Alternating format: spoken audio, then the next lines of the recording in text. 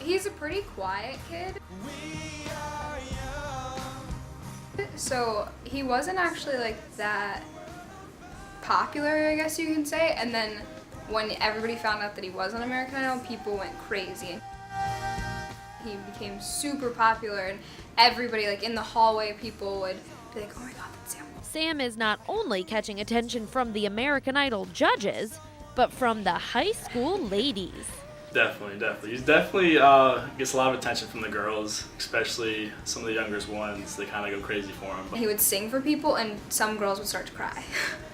As Sam's Wolfpack continues to grow nationwide, we know it all started right here at Braden River High School. We had shirts that said #Wolfpack, because that's just, it's just his fan club. That's what the school is, Wolfpack. And like any normal kid, the wolf has a backup.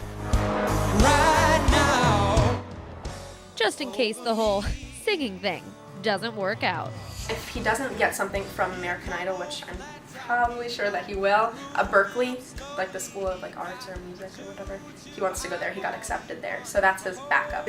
What a great backup.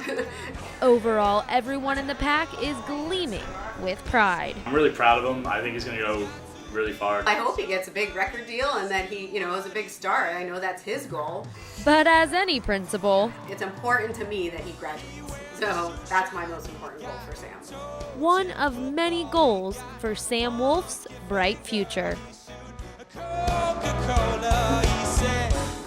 This coming Wednesday, the Wolfpack will pile into the auditorium right behind me with hopeful wishes to see Sam move to the next round. Reporting in Bradenton, Chrissy McLarty, ABC 7, your Suncoast News.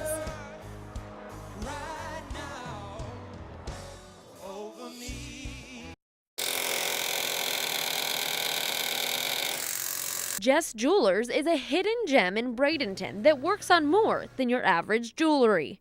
It's nice to know that there's a place in Florida that is the go-to place for fixing Olympic medals. Olympic gold medalist Demetrius Pinder had his gold medal stolen by thieves last September. And through the great work of the Bradenton Police Department, they recovered it and they arrested the man and they brought it to Jess Jewelers. Just recently, Eddie Alvarez gave his silver Sochi medal to his 10-month-old nephew to play with. According to Eddie, was like the Hulk and picking up little people and smashing them on the floor, and he was doing that with his medal, and it was severely banged up.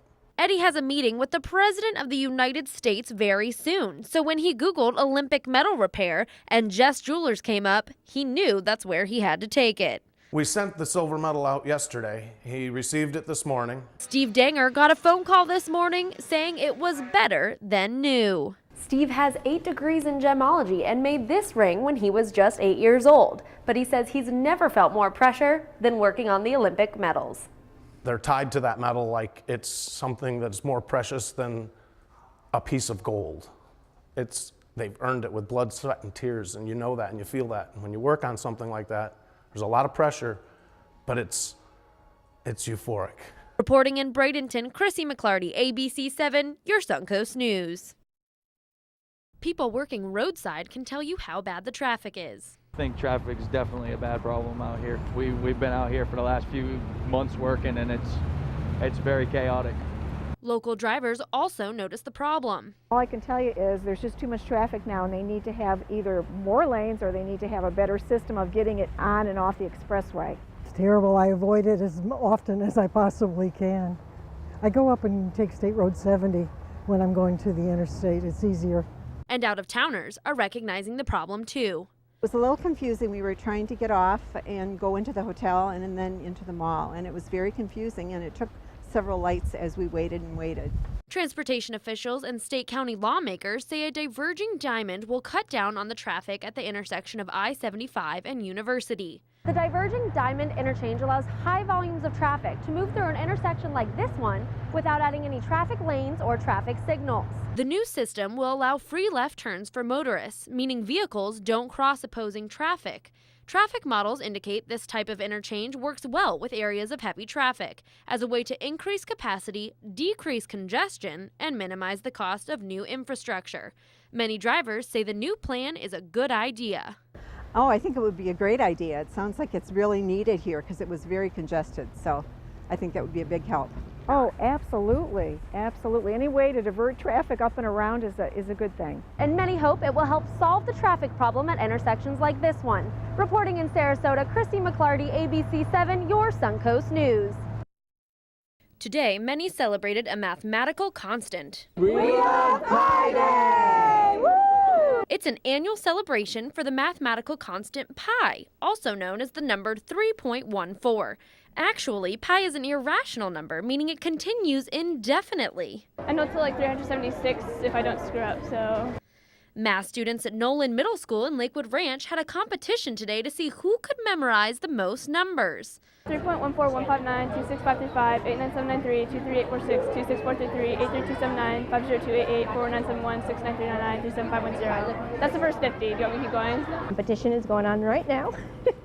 And it should be a pretty fierce competition because one of the students that had like a 499 digits memorized in order. Mandrin Wilford took home the grand prize at today's competition by memorizing 523 numbers. Her grand prize, $314.59. Most of the kids spent their school day learning all sorts of things about pi. In every curriculum area had their own things that they had to do in language arts. They could have written a poem, they could have read books on pi. In math, like in 6th grade, we discovered the ratio of the circumference divided by the diameter, and that came out to be pi. That's how it came about. In 2009, the United States House of Representatives made the day a U.S. holiday of Pi Day. But the day also gets extra credit because it's Albert Einstein's birthday. He created E equals MC squared, and he did create the atomic bomb, but that was a mistake. And he's one of the greatest scientists to ever live. So the middle school celebrated not only with birthday cake, but with birthday pie. And next year, in 2015, will represent a special day in Pi Day as it represents the first 5 digits of the pi number 31415. Pi Day! Give it parade! Chrissy McLarty, ABC 7, your Suncoast News. Cody Bauman is your average 27-year-old young woman getting her degree at State College of Florida. I like to go to the beach whenever I get a chance. With one slight difference. Because I need to use a beach wheelchair. I was born with a birth defect called spina bifida. Spina bifida is the most common central nervous system birth defect in the world. It involves the incomplete development of the spinal cord while the child is developing in the womb. In high school, friendships were hard. Now that I'm an adult, it's not as hard. People are, more mature and grown up, and I just struggled with acceptance and just accepting me for me and not the chair. The chair doesn't make, the chair doesn't define who I am as a person. It's like your legs. It's like, just a part of me. Cody wants to change the lens that people see her through to advocate and educate for the disabled community. She's running for Miss Wheelchair Florida 2014. Saturday morning we'll wake up and we'll go through individual interviews. And then we'll go through an on-stage interview. There's no talent portion or like bathing suit portion or anything like that. I have to, like I said, I have to write a 2-minute speech.